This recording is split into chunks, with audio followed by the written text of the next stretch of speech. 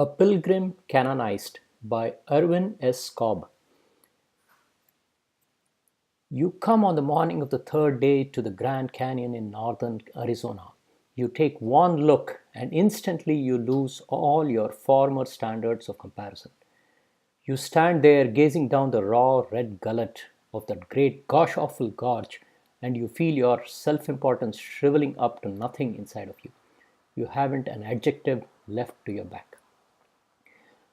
I think my preconceived conception of the canyon was the same conception most people have before they come to see it for themselves. A straight up and down slit in the earth, fabulously steep and fabulously deep, nevertheless merely a slit. It is no such thing. Imagine, if you can, a monster of a hollow, approximately some hundreds of miles long and a mile deep, and anywhere from 10 to 16 miles wide, with a mountain range, the most wonderful mountain range in the world, planted in it, so that, viewing the spectacle from above, you get the illusion of being in a stationary airship, anchored up among the clouds.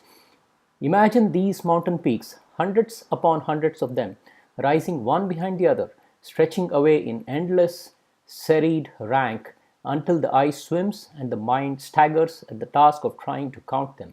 Imagine them splashed and splattered all over with all the earthly colors you ever saw and a lot of unearthly colors you never saw before. Imagine them carved and fretted and scrawled into all shapes: tabernacles, pyramids, battleships, obelisks, Moorish palaces. The Moorish suggestion is especially pronounced both in coloring and in shapes: monuments, minarets, temples, turrets, castles, spires, domes, tents, teepees, wigwams, shafts.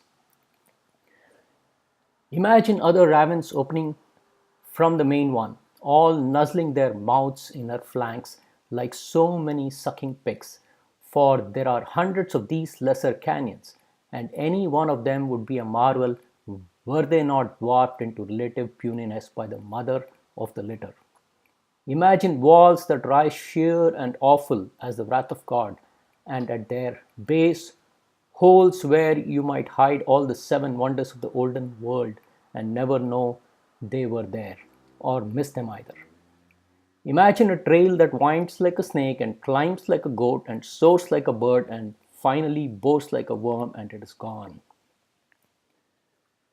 Imagine a great cloud shadow cruising along from point to point, growing smaller and smaller still until it seems no more than a shifting purple bruise upon the cheek of a mountain, and then, as you watch it, losing itself in a tiny rift which at that distance looks like a wrinkle in the seamed face of an old squaw, but which is probably a huge gash gored into the solid rock for 1,000 feet of depth and more than 1,000 feet of width.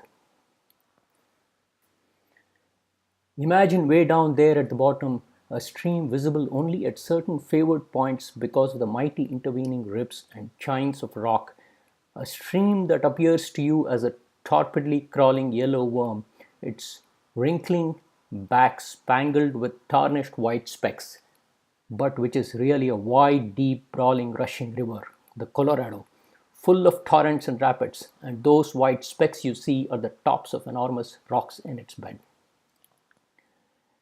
Imagine if it be winter, snow drifts above with desert flowers blooming alongside the drifts, and down below great stretches of green verdure.